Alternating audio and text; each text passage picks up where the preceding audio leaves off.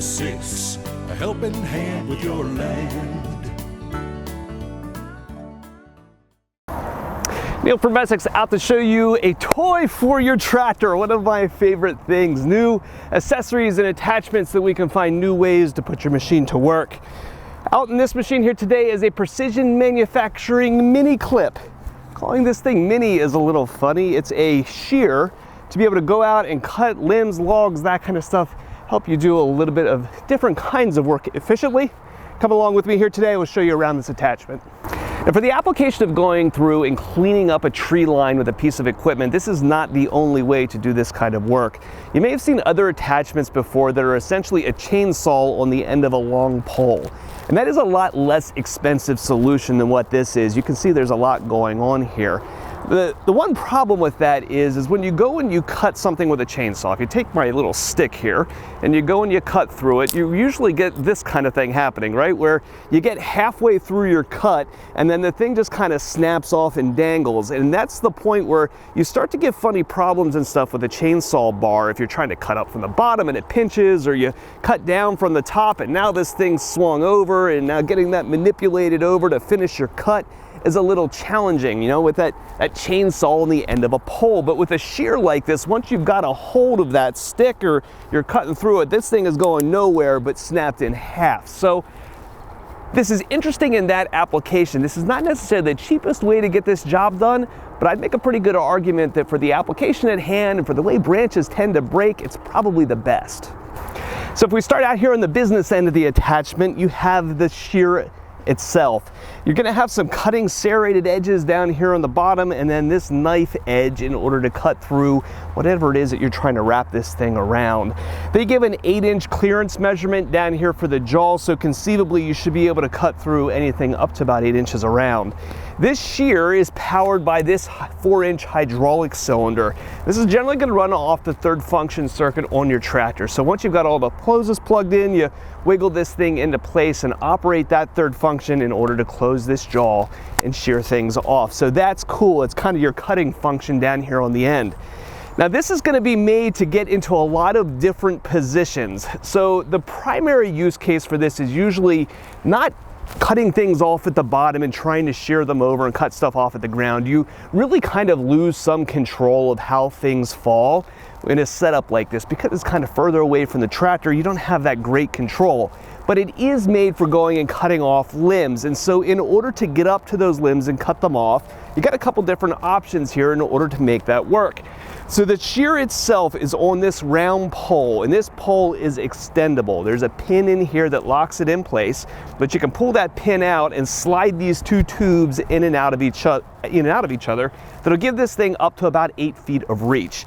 Now, when I was adjusting this, I found kind of some neat tricks in order to make this easier. By pulling the pin out and then closing the shear around something, I was able to then back my tractor up and then just simply extend the two tubes in each other under power without having to muscle these things around. You can collapse it in very much the same way. By pulling the pin and then driving against something, you can push it right back together again, and sliding that pin back in place will lock it. Now you can guess when you go to cut off limbs, things don't always sit at perfect 90-degree angles. And so in order to be able to rotate this, they came out with a really slick hydraulic solution. Now in the front of a tractor like this, you usually are only going to have one auxiliary hydraulic function going out the front, your third function. But in order to make this thing rotate, in order to turn that jaw to grab a limb from whatever angle it may be at, you need another function. So they have a hydraulic cylinder over here on the left-hand side of the attachment that's going to rotate these tubes in order to move that jaw into place. But in order to actuate that, they came up with a really slick solution because we only have that one hydraulic line. In this little box over here on the side of the machine, you'll find a battery tucked back inside, the little plug-in 110 wall wart in order to keep it charged, and a little receiver here in the back with a hydraulic diverter attached to it.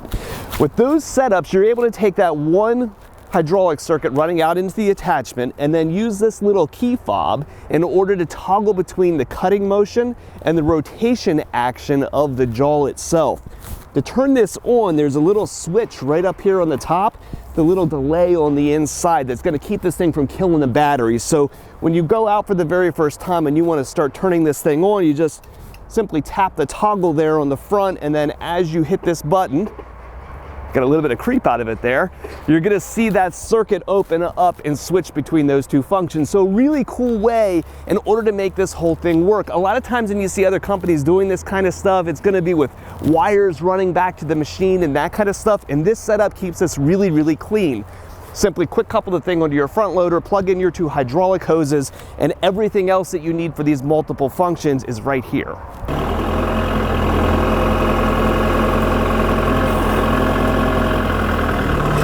So we're gonna reach up here and clip off this limb. Now this is probably a solid 12, 13 feet up in the air. And I'd say it's probably about 3 inches around. So I was easily able to slide the clip up underneath of it. Now I don't have this thing extended the whole way. So if you were concerned about the height that you had here to be able to reach up and grab something, there's more available height here than what I'm even utilizing here. Now once we've got that wrapped around, I'm gonna take the shear and just cut right through that. You see, that was pretty slick, right? I didn't get any of that bending and stuff when it went to snap off. The shear just went clear through it and just trimmed the thing right off. Pretty cool. So that was not hard enough. So we got something here much bigger. Let's give this thing a shot and say, will it clip?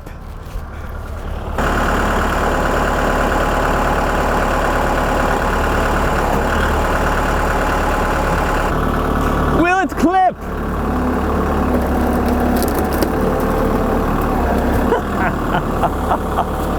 So my one question with this is when it comes to cutting more horizontally, right? Because unlike some things like a mulcher or something where you have push bars to control the fall of your tree, this has a guard on the front here, but it's not gonna do a whole lot to control where things go. So I'm gonna go over here to this tree. Now I can see this is very clearly leaning in one direction, and it's small. Just trying to find something to demo this with, and unfortunately, I'm slowly cutting down everything out here as we demo things.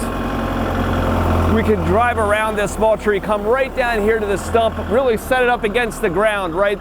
Especially in this position, I can lay that shear right down against the dirt and then actuate that closed.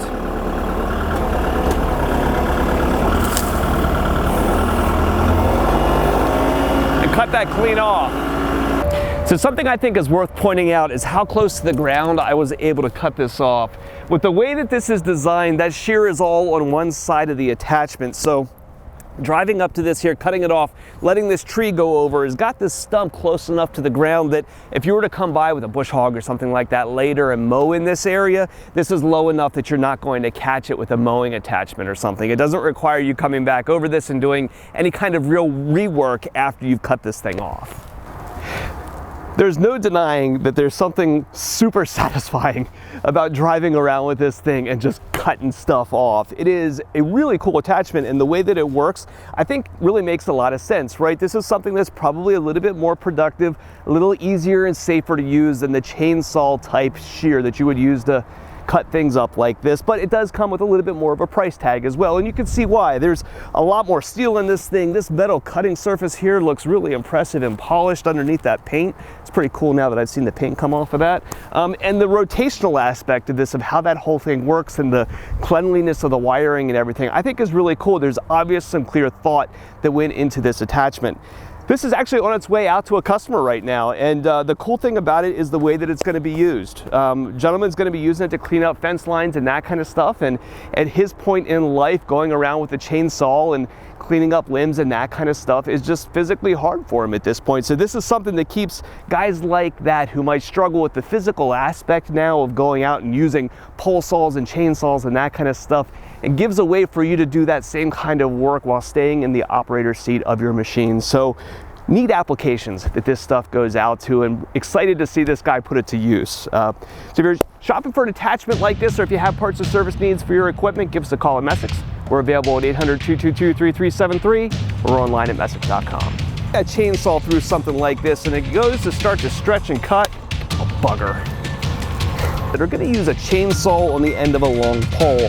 If you've ever gone through and cutting a limb off with a chainsaw before, you know what frequently happens is you get part way through and